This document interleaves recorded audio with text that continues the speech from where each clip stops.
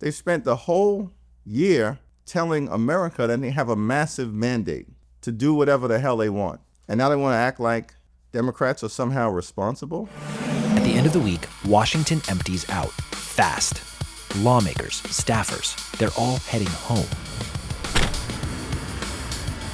But not before they stop here.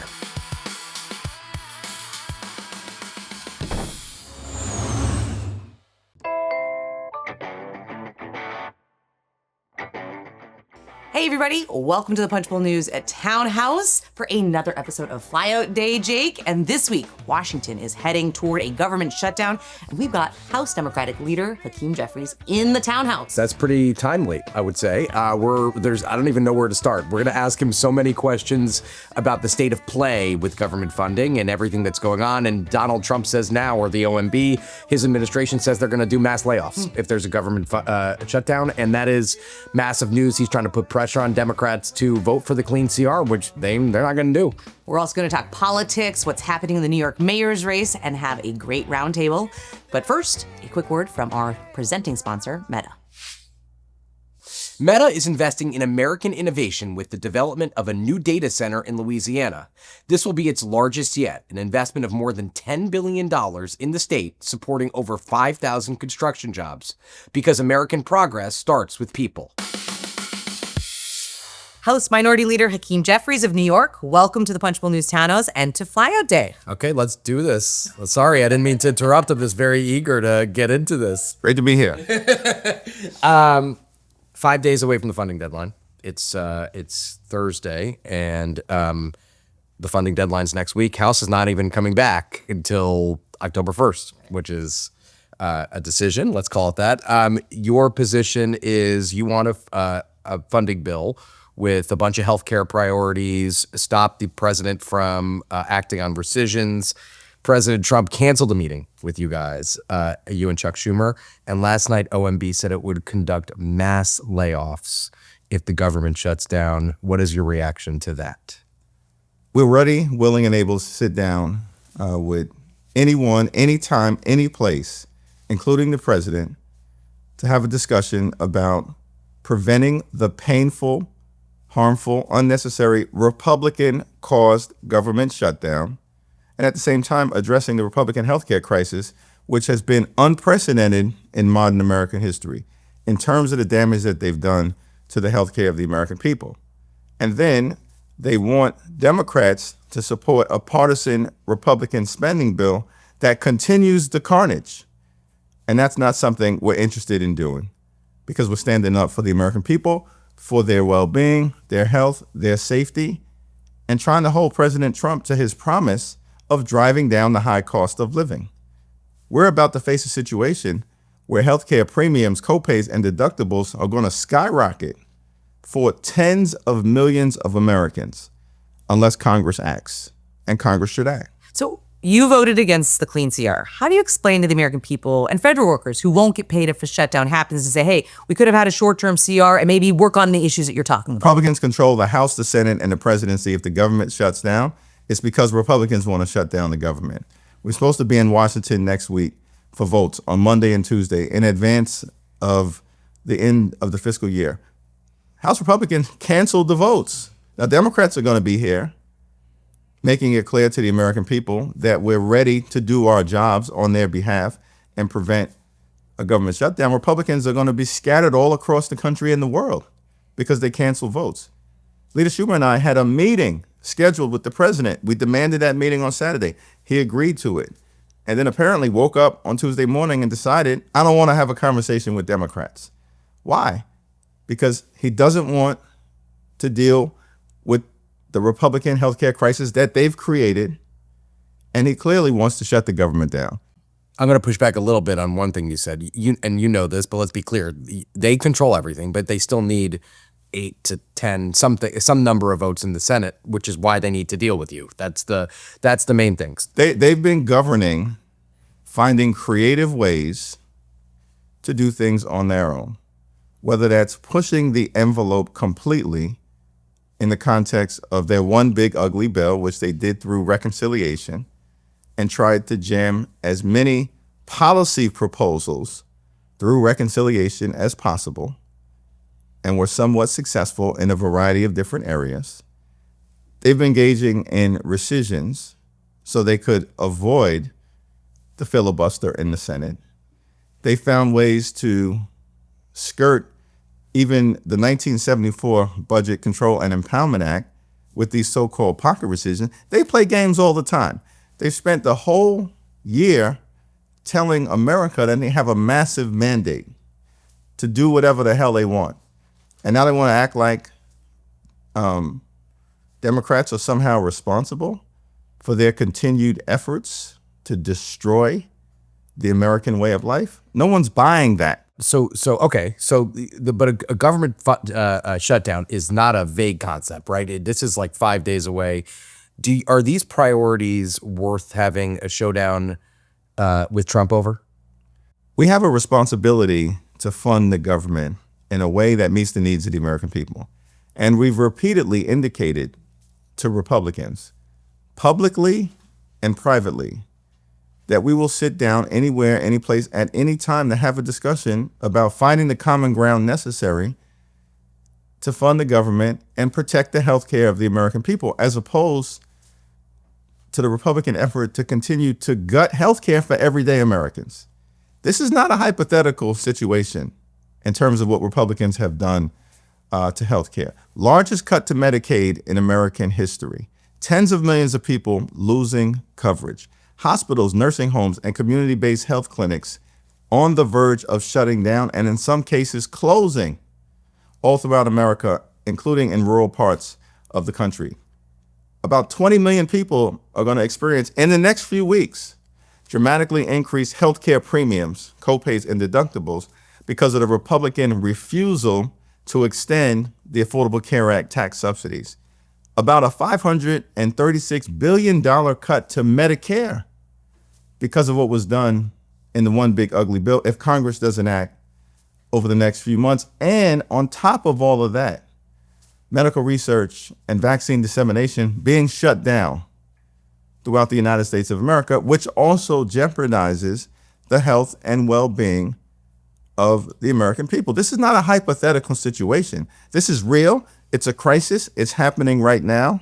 And as Democrats, we have a responsibility to push back against it. So the Democratic strategy, I mean, you're talking about you just named a lot of different things and a lot of different priorities. It seems, I think, incredibly unlikely that the president is going to roll back cuts to Medicaid or restrict his ability to push for rescissions. But Republicans seem vulnerable when it comes to this class of living politics and the Obamacare subsidies. Is Obamacare their most vulnerable point? Is that where you think you have an advantage? It's been an unprecedented assault on the healthcare of the American people, which is why I mentioned all of the things. But in terms of what we've been saying to Donald Trump, our message is simple. Cancel the cuts, lower the cost, save healthcare. 8 words, not complicated, for him to understand. And that's the starting point for our conversation. And if he wants further detail, he can read the legislation that was introduced by Patty Murray and Rosa DeLauro, which allows for a 30-day continuing resolution of funds, keep the government open, and meets the needs of the American people in terms of their health care. So you said yesterday that a verbal agreement is not enough. You want ironclad legislation in order to keep the government. Can anyone trust these people? They enter into a bipartisan agreement in December and then pull the plug on that bipartisan agreement after Donald Trump, president-elect at the time, and Elon Musk, who was his boy at the time, weigh in. Back away from an agreement that we agreed to. We then enter into another bipartisan agreement. It's passed in the House and Senate, signed into law. They then back away from that agreement and revise it on a partisan basis in March. That's why it's not a clean bill, it's a dirty bill, because we opposed it in March. Then they pass the agreement, got a little support in the Senate in a bipartisan way. Then they engage in rescissions to undermine programs that they know Democrats support, but that they didn't, even though it was part of a bipartisan agreement. And then there's funding that they refuse to spend, including spending money, I'm talking about in this current fiscal year, as it relates to the National Institutes of Health, the Centers for Disease Control, standing up for the health and safety and well-being of children, infants, family, women. So in what universe would we want to trust these people because they give their word? I mean, are you kidding me? It's not going to happen. It needs to be for the good of the American people in ironclad agreement. So if passed as precedent, Republicans will offer bills to open specific agencies, keep them open, FBI, DOD. How do you keep Democrats in line and not voting for those proposals? Well, we're going to have a conversation as a caucus on Friday, virtually, and then we'll be back in Washington, D.C. together as a caucus on Monday to talk about all of the things, the different issues that may present themselves that we'll have to navigate step by step. And we'll take it step by step, and we'll do it as a caucus.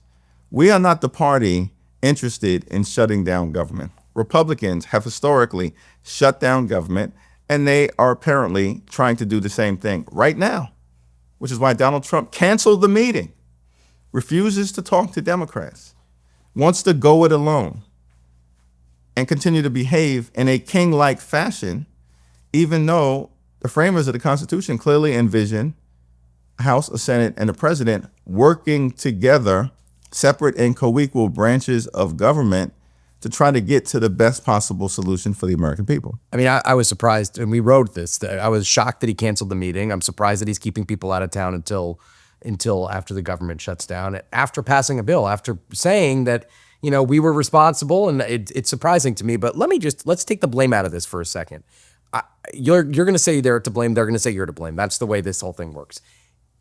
They say, and then the facts are going to speak for themselves, fine, as you just articulated. but let's just make this. Let's just boil this down to its essence.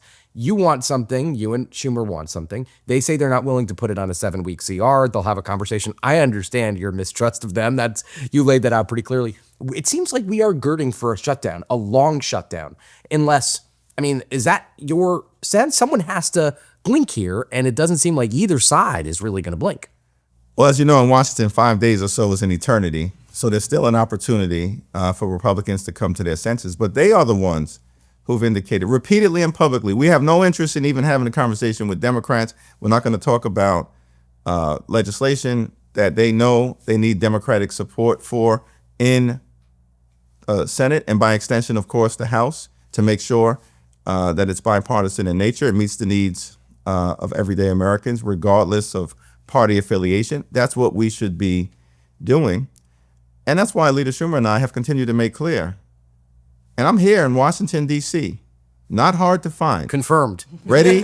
We are here. We're here, ready to talk to the president, to my colleagues on the other side of the aisle, to bring this to a resolution. They've been shutting the government down in a variety of different ways throughout the entirety of this year. The American people know exactly which party is trying to hurt them and shut the government down. By the way, that's what the one big ugly bill was all about. And so this fight right now is an extension of the battle that we previously fought. The one big ugly bill is so deeply unpopular right now because it was the largest cut to Medicaid in American history. They ripped food out of the mouths of hungry children and families and seniors, and all of that was done so they could reward their billionaire donors with massive tax breaks. And the reason why they're uninterested right now in dealing with the Republican healthcare crisis and why their partisan spending bill is really just continuing to gut the healthcare of the American people is because they just focus on the wealthy, the well-off, and the well-connected. That's what the Republican Party is all about right now, and that's what they've done legislatively over and over and over again. All right, we're going to talk New York politics in a second, but before we do, I want to talk about your relationship with Chuck Schumer. You split very publicly with him back in March. You said Democrats won't be complicit with Trump taking a chainsaw to government. Are you confident that Chuck Schumer is going to stand fast here, or do you think he's going to be the guy to blink? Very confident. Why? What gives you that confidence? What's different today than it was in March? We worked incredibly closely together and have for years. But in the context of the last several months, of course, related to strong Democratic opposition to the one big ugly bill, Democrats in the House and Democrats in the Senate were completely in lockstep. And every single Democrat in the House and in the Senate strongly opposed the Republican efforts to gut Medicaid ended as we know it and stood up for the American people, because that bill, we both concluded, hurt everyday Americans in order to reward their billionaire donors. It was unacceptable. And so building upon that, we have been preparing for a government showdown for months, meeting House and Senate Democratic leaders, appropriators, and others for months. And I'm very confident, as we saw last Friday, that Senate Democrats are holding the line. Now, last question on this topic. Trump, you never met with him, which is surprising to me. He didn't do the traditional Big Four meeting that most presidents, Republican and Democrat, do at the beginning, and I think even he did it at the beginning of his presidency. I don't think he's ever said your name in any way, shape, or form. I mean, do you talk to, first of all, I'll ask you to play armchair psychiatrist or pundit or whatever, and do you talk to Susie Wiles? I mean, do you talk to anyone over there? There are a lot of people who find it strange that in 10 years of Donald Trump being in our face, he's never mentioned my name. Not once, publicly. And as a matter of fact, in over 2.5 years as House Democratic leader, including throughout the entirety of this year. You'd have to ask him or people close to him what the issue is, what the concern is. But all I know is that he scheduled a meeting, agreed to it, and then turned around and said, I don't know, maybe this is not going to work out for us as Republicans because our position is not defensible. And the Democratic position is pretty simple. Cancel the cuts, lower the cost, save healthcare. All right, we are almost out of time, but we do a lightning round here. Yes. We could not have you here and not ask about the New York mayoral race. Yeah. Zohran Mamdani, are you going to endorse? I'll have more to say about that coming soon. What's taking so long here? What about it? What about him is taking so long? It's not exactly been a quiet time in Washington, D.C. Yeah, but it's 40 days We got until the election. We got a lot going on. We're, approaching the heart and soul of the election. You've seen a flurry of endorsements over the last few weeks, and that makes sense because we're now hitting the rhythm of the general election campaign, which is why I'm saying I'll have more to say sometime soon. Okay. Yeah. Let's talk about redistricting for a second. Got real quick. Yeah, real quick. Napping me out here. Yeah, I'm getting the hook here. This is why she's my boss. I thought I was the co-founder. No, New York. It doesn't look like you're going to do anything in New York redistricting wise. I mean, Republicans don't think so. Most Democrats I talk to don't think so. Are you? Well, the Constitution Makes it hard. creates a situation where in order for any changes to be made related to the Constitution, it has to be passed by 2 consecutively elected legislatures. But it is my expectation that upon returning to Albany in the early part of next year, you will see the legislature act in a manner consistent with the New York State Constitution. Okay. Are the cards too? I mean, Republicans look like they're going to net could be 10 seats from their mid-district. There's no circumstance where they're netting 10 seats. 7 seats. No circumstance where they're netting 7 seats. You don't think so? How many No. do they net? I don't know. They may not net any, as far as I'm concerned, because Democrats are fighting back hard. The Republicans were expecting that we would just roll over and play dead. And instead, California has responded aggressively. And Prop 50, stopping Trump from stealing the election, is going to pass You're confident in that? definitively. And as a result, any advantage that they thought they were creating in Texas, which, by the way, is not a foregone conclusion for a variety of reasons in Texas, because a trial on this current map starts on October 1st, just a few days from now. And we believe that the Texas map violates the 14th Amendment of the Constitution and Section 2. And there's a good chance that the 3-judge panel in Texas will rule that way. And if for some reason they don't, the Republicans think they're netting 5 seats because they believe they're going to beat Henry Cuellar and Vicente Gonzalez. They are not going to beat Henry Cuellar and Vicente Gonzalez. Do have a good chance. Already won re-election when Trump was his strongest in Texas amongst the Latino community. And right now we know that Trump's public approval in the Latino community is in the basement for good reason, because of his failure to lower the high cost of living and the aggressive actions that are being taken in targeting law-abiding immigrant communities. So you take Texas off the board, or at best, whatever they have done in Texas is completely wiped out in California. Now they've got limited options. Florida, Missouri, Kansas. Yeah.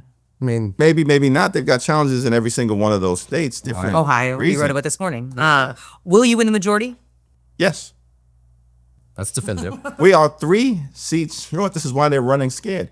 Does anyone believe that they would be engaging in this aggressive partisan effort to rig congressional maps all across the country in order to try to steal the midterm elections if they weren't running scared? They definitely want to gain more seats in this midterm. There's no question about that through this redistricting process. Yeah, because they're running scared. Best MC from your native book, Brooklyn, Biggie or Jay-Z? Biggie, but Jay-Z's a close second. Is Trump still a studio gangster? He's behaving like an organized crime boss, going after all of the things that matter to the American people, which is why we have to push back aggressively. Will the Knicks make it to the finals this year? Yes, they won the championship. I don't know why they got rid of their coach. Hakeem Jeffries, House Minority Leader, thank you very much. Thank you. Meta is investing in American innovation. This time, it's through the development of its new cutting-edge data center in Richland Parish, Louisiana. It will be Meta's largest data center to date, an investment of more than $10 billion in the state, supporting more than 5,000 construction jobs and helping boost the local economy. Because American progress starts with people.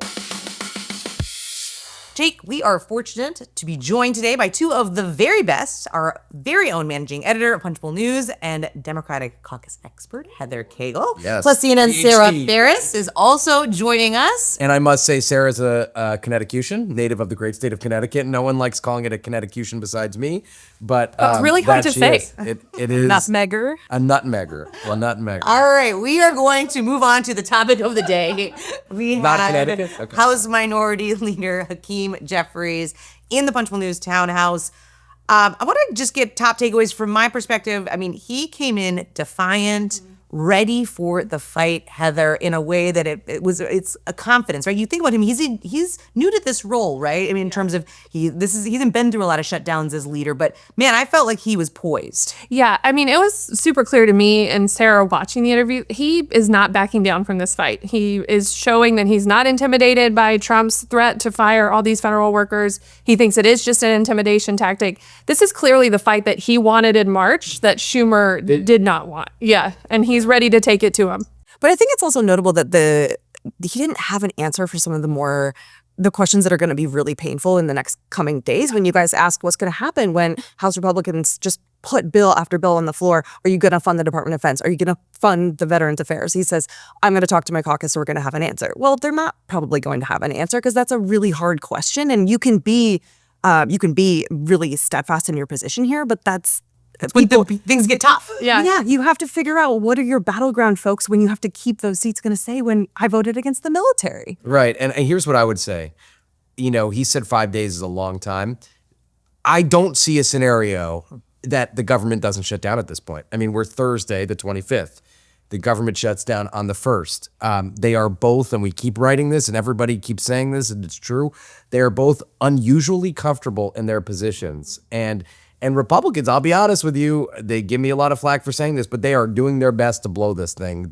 Any advantage that they think they had by Trump canceling this meeting, a meeting that, by the way, would have cost him absolutely nothing, and Johnson, the speaker, Mike Johnson, not bringing the House back until after the government shuts down. You know, I understand they're going to have nothing to do, or they'll say they'll have nothing to do, but you got to have people in town. And Jeffries, by the way, is going to take advantage of this. He's going to have people on the House steps saying, we're here ready to work. Republicans are on vacation. There are complicated parts of this shutdown messaging fight that Jeffries has to navigate, but these are not the complicated one. The House isn't here. Trump canceled my meeting. Those are easy. People can understand Yeah, them. they do understand him. It was very smart to bring the members back, I think. Yeah, I think the question I have though is, right, they've been asking for so much, right? It's precisions, which obviously Trump's not going to go. It's Medicaid cuts. obviously the Republicans aren't going to do that. Like, they have not fine-tuned their message on like a unifying singular thing when it comes to kind of getting that message across to the American people. I think that is going to be a challenge for Democrats.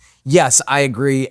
I think you and I were talking about this offline. Maybe we were talking about it on the podcast this morning. I can't remember if it was in real life or like private conversation, but like two ways to think about it. Someone said to me this week, why not just have one message and make it irresistible, right? Let's extend these Obamacare subsidies or irresistible to them instead of just having this mishmash of things. And you made the argument to me, and I think I see your point here is, well, you know, if you could throw it all out, you don't get it, and then you fall back on Obamacare.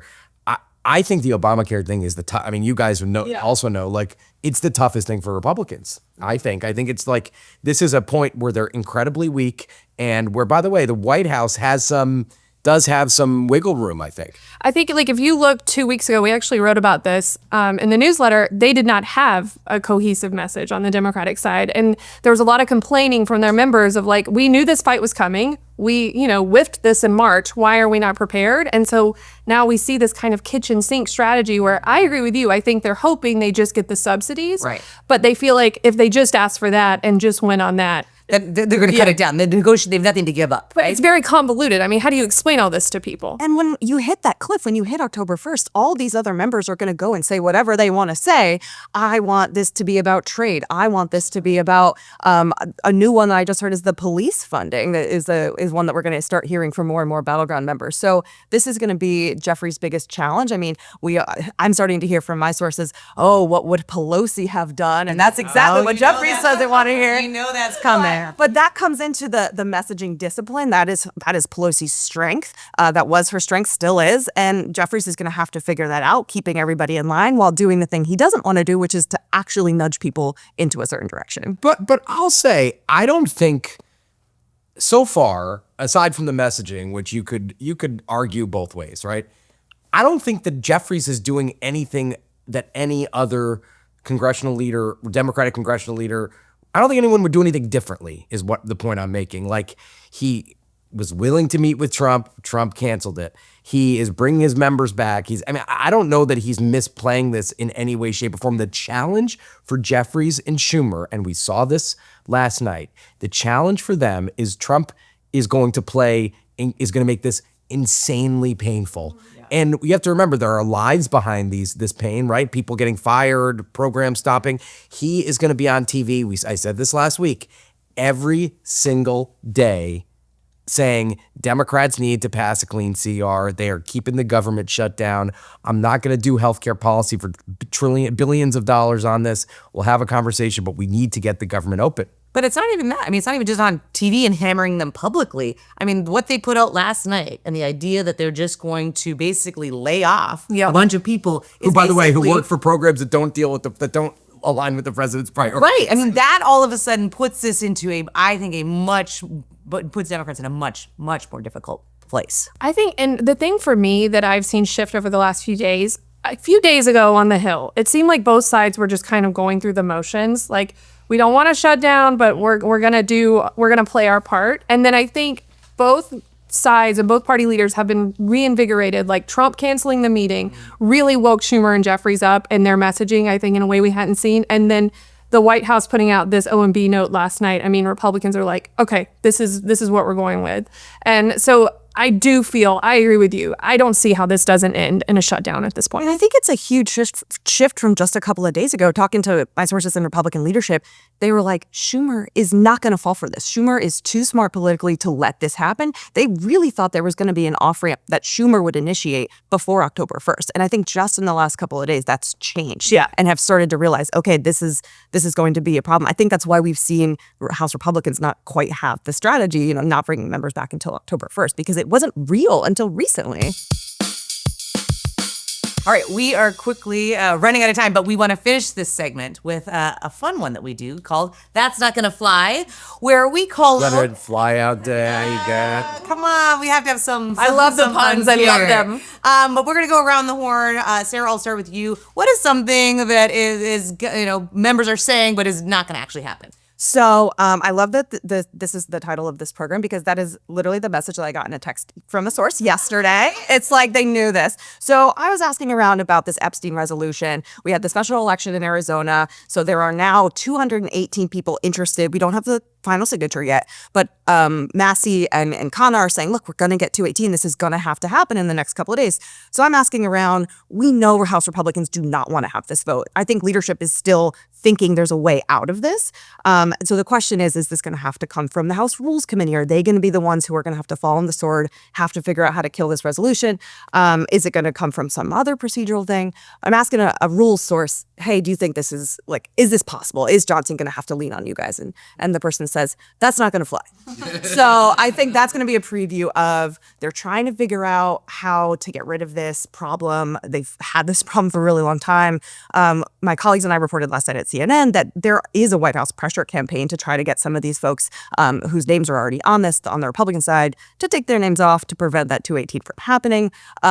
That's not going to fly either. But I think this is just what, besides the shutdown, what we can look forward to in the next couple of Republicans days. cannot figure out the way forward when it comes to the Jeffrey Epstein. I mean, it is just kind of It's just like dilute their messaging on the shutdown, you know, because they'll be, I think about the shutdown. I mean, technically, if it happens, there's a little bit of questions about can you actually force a vote? The speaker has more power over what happens on the floor, and so those procedural questions, I don't think they know the answers to yet, but maybe that's their escape hatch. Heather? Mine is from your interview with Jeffries. I was watching and you asked him about the New York City mayor endorsement of Mamdani, which he is obviously not done. Chuck Schumer is not done. It seems like everyone else in New York has done, including the governor has endorsed him at this point. And he's just said with you guys, he was stay tuned for more news on that. Why at this point? What are we waiting for? I think you asked him how many more meetings or statements from this person. Busy guy, Heather. So it's still a story. If you had done it a few weeks ago, it wouldn't be a story. I think my thing, and Republicans learned this a long time ago with Trump, Democrats don't seem to have grasped this fact. You can say something like, I'm endorsing someone, I don't agree with everything that they do, but this is the will of the voters, right? And Republicans have done that for a while. And why not just do that? Just rip the Band-Aid. Yeah.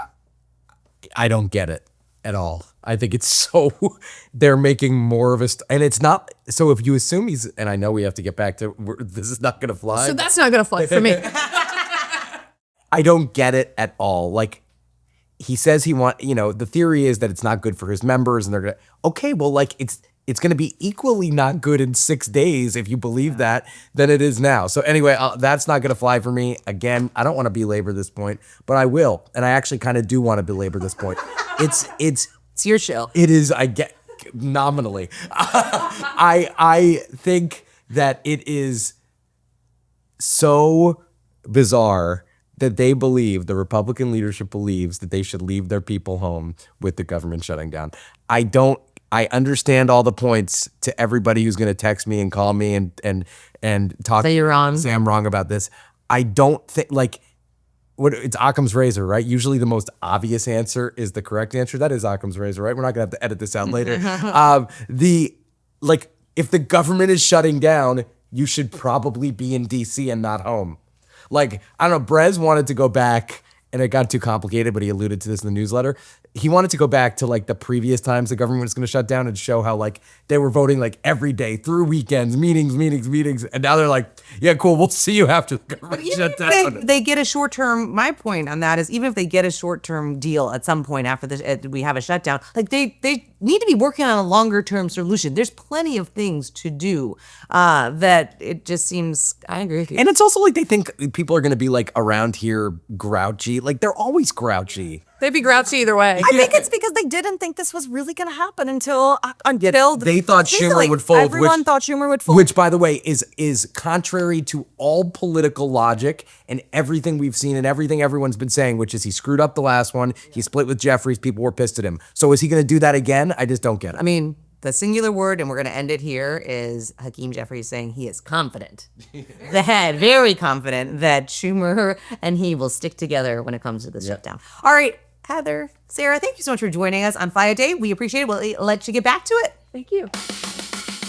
All right, Jake, what a show. We have so much that we covered, all shutdown related, but when you think about it, all next week we're going to be talking about is the Senate coming back. What does Chuck Schumer do? Do Senate Democrats keep in line? You know, we had Jeanne Shaheen in the newsletter this morning saying like people need to get together. I mean, there are going to be some Democrats that are nervous about this strategy. They're going to put the CR, the clean CR from the House, and it is a clean CR. It's a simple 7-week CR on the floor again, and it's going to be a tough vote. I would imagine for some Democrats, maybe it won't be tough, but it's going to be a vote where they're going to have to, on the brink, on the eve of a shutdown. The government shuts down Wednesday is the first. On a Monday or a Tuesday, they're going to take a vote, and it's going to be this or no. Are we shutting down or are we not? And I hear what Democrats say. I get it. I get the whole thing.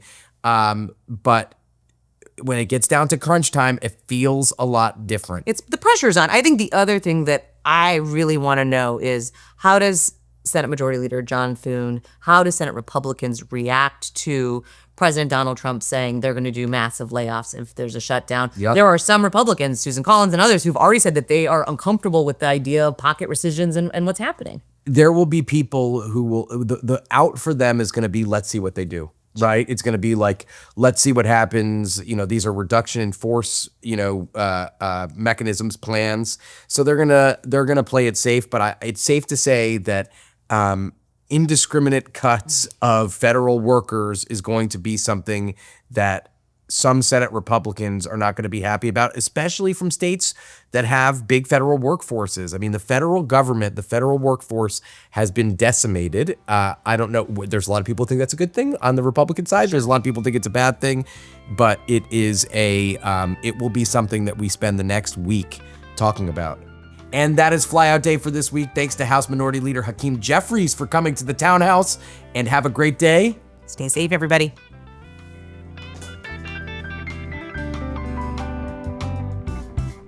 There's only